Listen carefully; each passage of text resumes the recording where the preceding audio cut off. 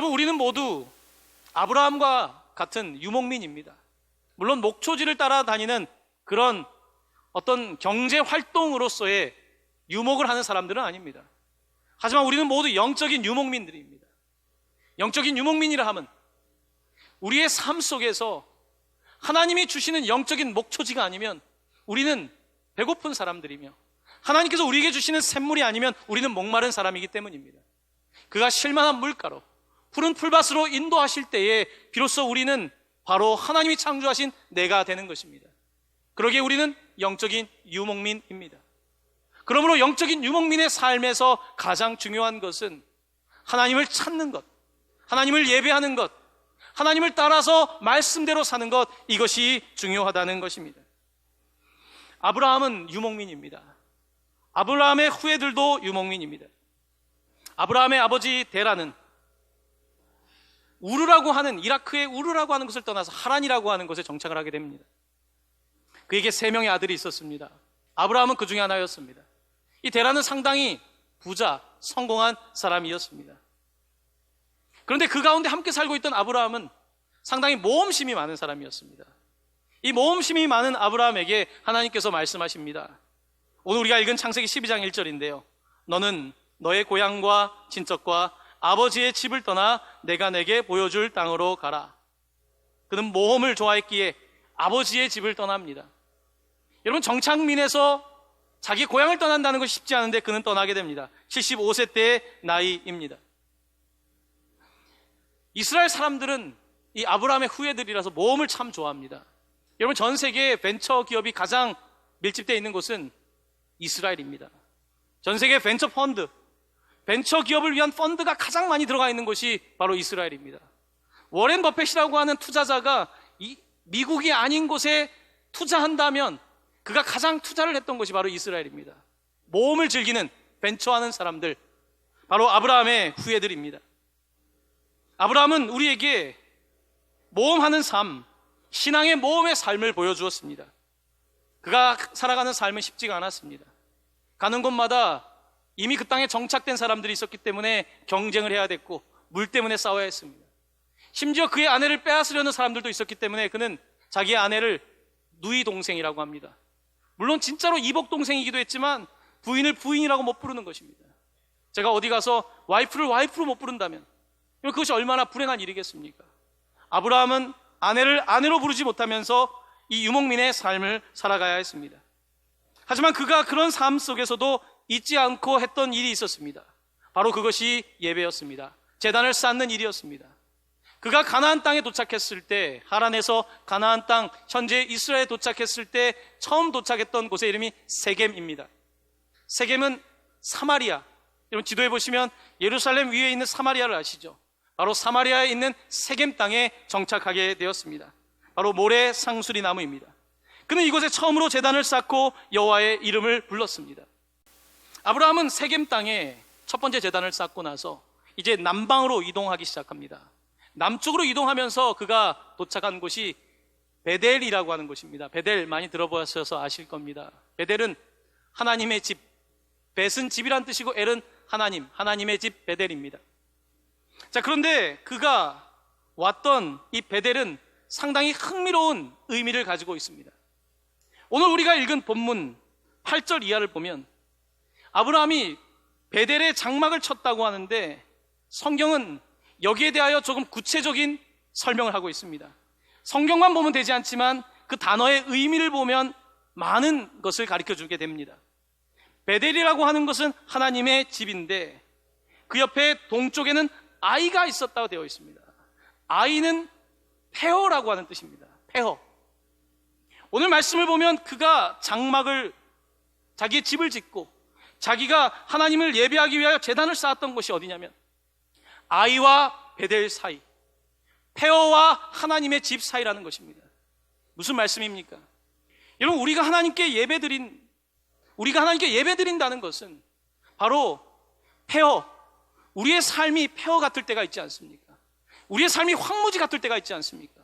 우리의 삶이 아이의 경험인데 그 아이에서 베델로, 하나님의 집으로 가는 그 사이에 바로 제단을 쌓는다는 것입니다.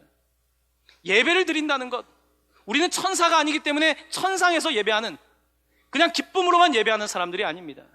우리는 아이와 베델 사이에서, 폐허와 희망 사이에서, 좌절과 소망 사이에서, 폐허된 황무지 같은 인생 속에서 하나님의 집을 바라는 그곳에서 예배하는 사람들인 것입니다.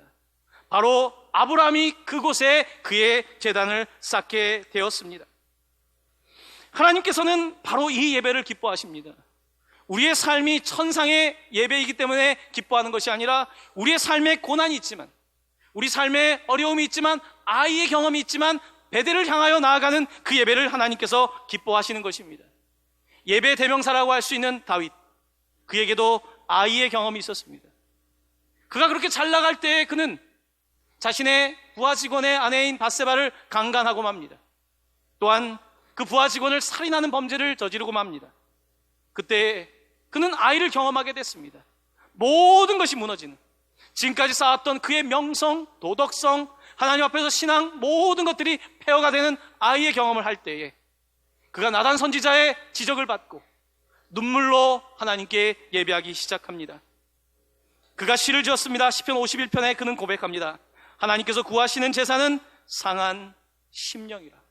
Broken heart. 하나님께서 요구하시는 제사와 예배는 바로 Broken heart, 상한 심령이라는 것입니다. 다윗은 아이에서 베델을 향하여 나아갑니다. 아이와 베델 사이에서 예배하며 하나님 앞에 나아가고 있는 것입니다. 사랑하는 성도 여러분, 오늘 여러분 가운데도 지금 현재 아이의 경험을 하고 있는 분들이 있을 것입니다.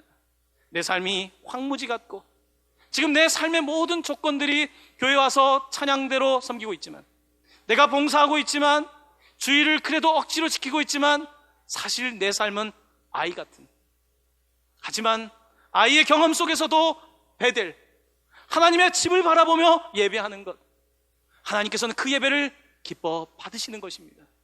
하나님은 여러분에게 고통이 없고 모든 것이 좋을 때 드리는 예배가 아니라 아이와 베델 사이에 드리는 그 간절한 예배를 기뻐하시며, 하나님은 오늘도 그러기에 그와 같은 상황 속에서 예배를 드리시는 분들의 예배를 기뻐하신다는 말씀입니다. 이것이 아브라함이 예배의 모델로서 우리에게 주는 첫 번째 예배에 대한 교훈입니다. 그런데 아브라함의 예배는 이렇게 제단을 쌓는 것으로 끝나지가 않습니다. 여러분, 살다 보면 정말 어려울 때 예배해야 될 때가 있지 않습니까? 오늘은 정말 예배하기 싫은데, 오늘은 정말 주일날 교회 가고 싶지 않은데, 그런 때가 있지만 예배의 자리를 지켜야 되는 때가 있습니다. 아브라함에게도 그런 때가 찾아오게 되었습니다. 그가 100세가 되어 이삭 아들을 얻게 됩니다. 그가 75세에 떠나 100세의 아들을 얻었으니까 25년 만에 얻은 아들입니다. 그런데 하나님께서 이 이삭을 바치라고 하는 것입니다. 당시의 타종교들, 근동지역에 있는 다른 종교들 중에는 인신제사를 요구하는 종교들이 있었습니다. 인간의 가장 최고의 헌신은 인신제사, 자기의 자녀를 드리는 제사입니다. 하나님께서 인신제사를 요구하고 있습니다. 이 인신제사를 요구하는 하나님의 이 말씀에 아브라함은 거절하지 못합니다. 그리고 자기 아들 이삭이 번제하기 위해서 스스로가 장작을 짊어지고 모리아 산으로 올라갑니다. 그 산이 얼마나 어려운 산이었겠습니까? 정말 가고 싶지 않은 예배의 산, 정말 가고 싶지 않은 예배의 자리, 이삭과 아브라함은 함께 그 길을 떠나가게 됩니다. 여러분, 우리도 살면서 정말 예배하고 싶지 않을 때가 있습니다. 사랑하는 남편을 잃고 남편을 제단에 올려드려야 될 때, 사랑하는 어머니를 잃고 제단에 올려드려야 될 때, 사랑하는 자녀를 보내고 제단에 올려드려야 될 때, 우리는 예배하고 싶지가 않습니다. 장례식에서 울려 퍼지는 찬송가가 위로가 되기도 하지만 마음을 찌릅니다. 하지만 찬송을 따라 부르며 성도들은 아멘이라고 외쳐주지만 따라할 수 없는 아멘, 이 가운데서 우리는 예배하는 것입니다. 그때 우린 속으로 이렇게 생각합니다. 하나님 너무하십니다. 하나님 살려내십시오 라고 하는 말이 우리의 가슴을 맴돌고 있지만 이를 악물고 예배하는 것입니다. 이삭은, 아브라함은 오늘 그렇게 이를 악물며 예배합니다. 드릴 수 없는 예배를 드리는 것, 하나님의 요구입니다. 오늘 우리가 읽은 말씀 외에 창세기 22장에 등장하는 이 아브라함이 이삭을 바친 장면은 예배의 가장 중요한 모델이 되는 장입니다. 성경 전체에서 예배라고 하는 단어가 첫 번째 등장하는, 월십이라고 하는 단어가 첫 번째 등장하는 것이 창세기 22장 5절입니다. 여러분 거기에 동그라미를 치셔야 합니다. 우리 22장 5절의 말씀 한 목소리로 봉독하도록 하겠습니다. 너희는 나귀와 함께 여기서 기다리라. 내가 아이와 함께 저기 가서 예배하고 우리가 너희에게로 돌아오리라. 아멘. 내가 아이와 함께 저기 가서 예배하고, 그 전에 드렸던 세겜, 베델, 다른 곳에서 쌓았던 제단에 관해서는 성경은 그냥 제단을 쌓았다고 말하고 있습니다. 거기에 예배라고 하는, 월십이라고 하는 단어를 사용하고 있지 않습니다. 하지만 창세기 22장에 아브라함이 이삭을 바친 이 장면에서는 예배, 월십이라고 하는 단어를 처음으로 사용하고 있습니다. 예배란 무엇일까요? 예배는 제단 쌓는 것 맞습니다. 하지만 하나님께서 정말 기뻐하시는 예배는 넘기 어려운 모리아산을 넘는 예배, 너무 근심이 되고 너무 고통이 되고 내가 찬양조차 할 수 없고 눈물밖에는 아무것도 드릴 것이 없을 때 드리는 그 예배, 이 모리아산의 예배를 하나님께서는 기뻐 받으신다는 것입니다. 그러므로 성경은 예배라고 하는 단어를 바로 이 사건에 처음으로 사용하고 있는 것입니다. 예배란, 샤카라고 하는 이 말은 바우다운, 엎드린다는 뜻입니다. 내려놓는다는 것입니다.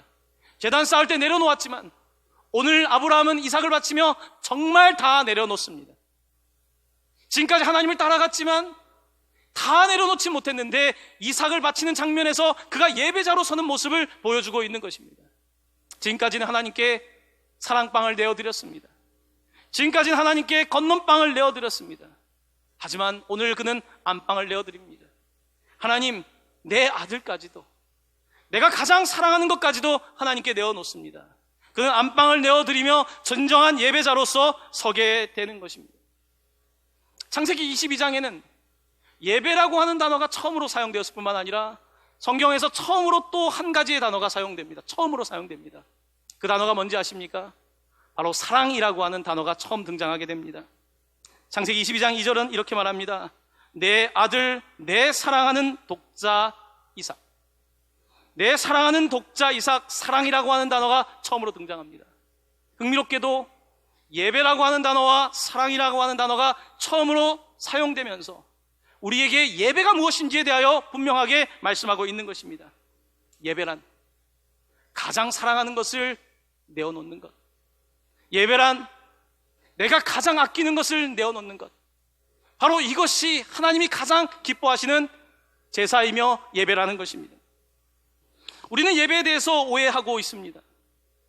교회 와서 찬송가, 복음성가 몇 개 부르는 것, 기도 몇 분 하는 것, 그냥 들을 만한 설교 30분 듣는 것, 이것이 예배라고 생각한다면 그것은 예배에 대한 오해입니다. 처음 예배할 때는 우리는 그렇게 예배를 배웁니다. 어린 시절에 예배를 그렇게 배웁니다. 주일을 지켜야 된다, 주일에 헌금을 드려야 되고, 찬송할 때는 입을 크게 벌려야 되고, 우리는 그렇게 예배를 배웁니다. 하지만 하나님께서는 세월이 지나가면서 더 깊은 차원의 예배를 요구하십니다. 그저 하나님 따라간다고 해서 따라갔는데, 아브라함처럼 75세에 따라갔는데 하나님께서 나에게 더 요구하십니다. 가장 사랑하는 아들 이삭까지 요구하실 때에 어떠한 예배자가 될 것인가, 하나님은 우리에게 지금 묻고 계시며 말씀하고 있는 것입니다. 진정한 예배자가 된다는 것은 바로 가장 사랑하는 것을 주는 것이다. 우리가 사랑하는 사람을 만나서 먹다 남은 밥을 줄 수는 없지 않습니까? 가장 최고의 밥을 드려야 되는 거 아니겠습니까? 내가 아끼는 것이 아니라 내가 지금까지 아껴왔던 것들을 내놓는 것이 예배 아니겠습니까? 우리가 드리는 예배는 그런 의미에서 상당히 중요한 여러 가지 장치들을 가지고 있습니다. 우리는 예배를 주일날 드립니다. 우리가 드리는 주일 예배는 유대인들이 드리는 금요일 밤부터 토요일 저녁까지 드리는 안식일의 예배가 아닙니다. 우리는 안식 후 첫날, 안식 후 첫날인 예수님께서 부활하신 날, 바로 일주일이 시작되는 그날의 예배를 합니다. 우리의 삶의 첫 번째 시간이 하나님의 것입니다 라고 고백하고 있는 것입니다. 시간은 내가 주인이 아니라 오늘 첫날 첫 번째 시간을 하나님께 드립니다. 여러분, 유대인들은 월삭이라는 것이 있었습니다. 첫 번째 그달의 첫 번째 날에 예배하는 것입니다. 우리의 남은 시간 하나님께 드리는 것이 아닙니다. 시간의 잉여의 시간을 하나님께 드리는 것이 아니라 하나님께 먼저 시간을 드리고 그 나머지 시간, 하나님께 축복으로 주신 시간을 내가 나를 위하여 또한 이웃을 위하여 사용하는 것입니다. 이렇게 예배드리는 시간은 우리의 경제생활과도 동일합니다. 하나님께 우리가 드릴 때에 내가 쓰고 남은 잉여를 하나님께 드리는 것이 아니라 내 삶에 주신 것을 먼저 드리고 나머지 잉여를 가지고 사는 것, 이것이 그리스도인의 삶입니다. 그리스도인은 내가 가진 것 가운데서 일부를 드리는 것이 아니라 모든 것이 하나님의 것이기에 그 가운데 하나님의 것을 먼저 드리고 나도 살아야 되겠기에 그 잉여를 가지고 사는 것이 바로 그리스도인의 생활의 경제 원리인 것입니다. 아브라함은 예배와 사랑이라는 것을 첫 번째로 했을 뿐만 아니라 11조도 처음 했던 사람입니다. 그는 멜기세덱에게 10의 하나를 드립니다. 그는 믿음의 조상일 뿐만 아니라 예배의 조상, 하나님 사랑의 조상, 또한 11조의 조상입니다. 하나님께 드려야 될 것을 먼저 드리는 것이 그의 삶의 원칙이었습니다. 올 한 해 우리 교회 청년들 가운데 두 사람이 다른 때에 저를 찾아왔습니다. 취업을 하고 첫 번째 월급을 받아 첫 번째 월급 전체를 첫 예물이라고 가져왔습니다. 그걸 받기가 참 어렵더군요.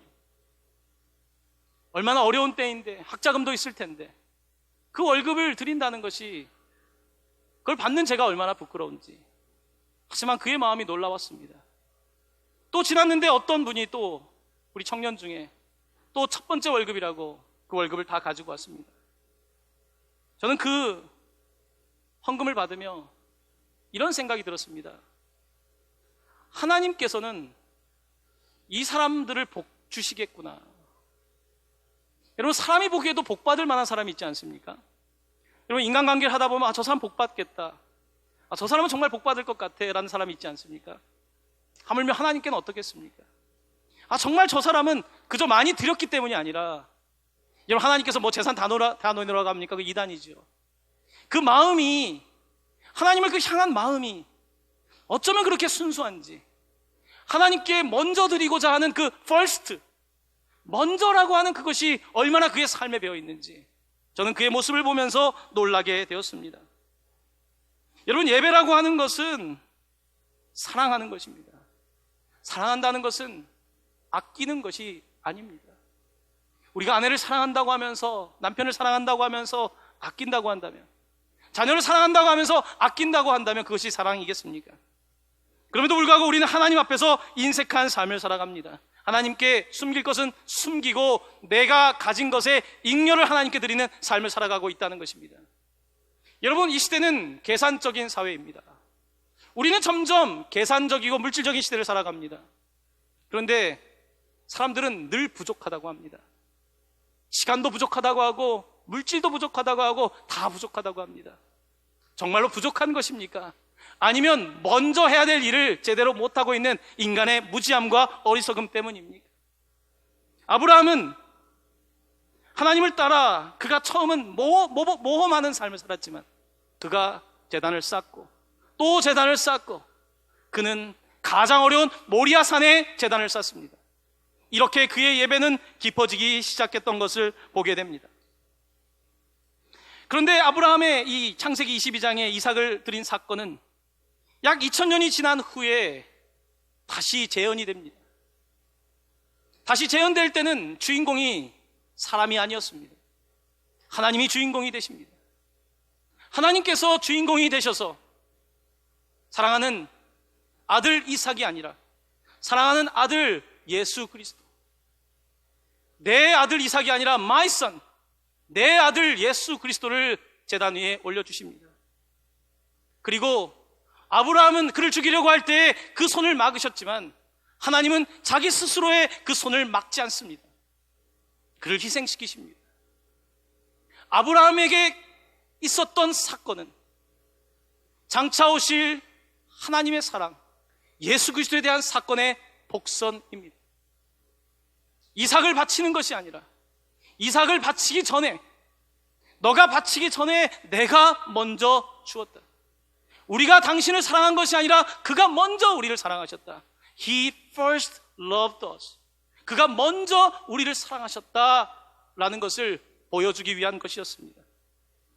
여러분, 성경은 여러분이 생각하는 것보다, 우리가 생각하는 것보다 훨씬 더 앞뒤가 잘 맞고 있습니다.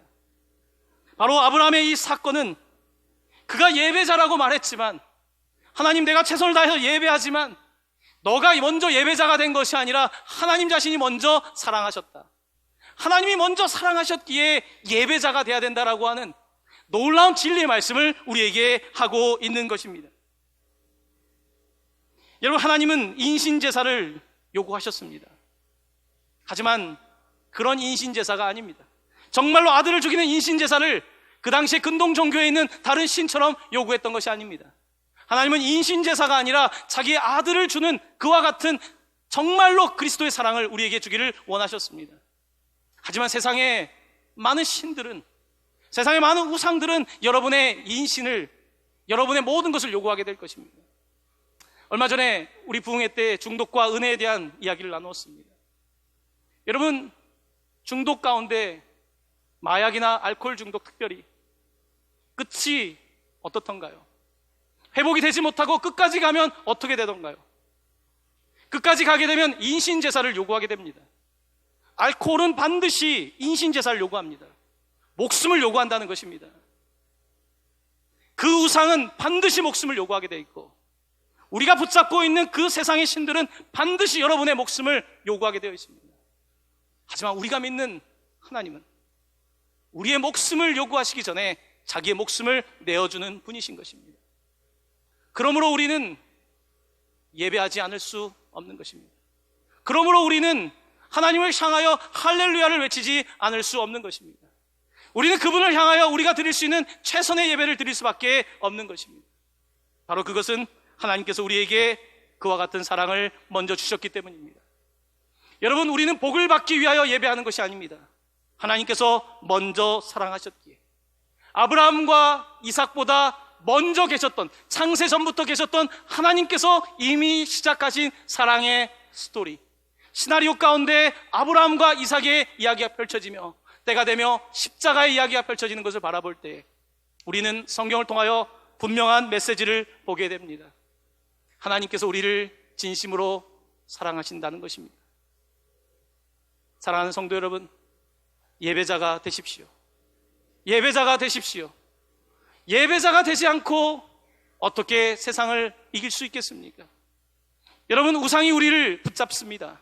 우리는 중독적인 사람들이기에 너무나 쉽게 세상에 우리 자신을 내어주고 맙니다.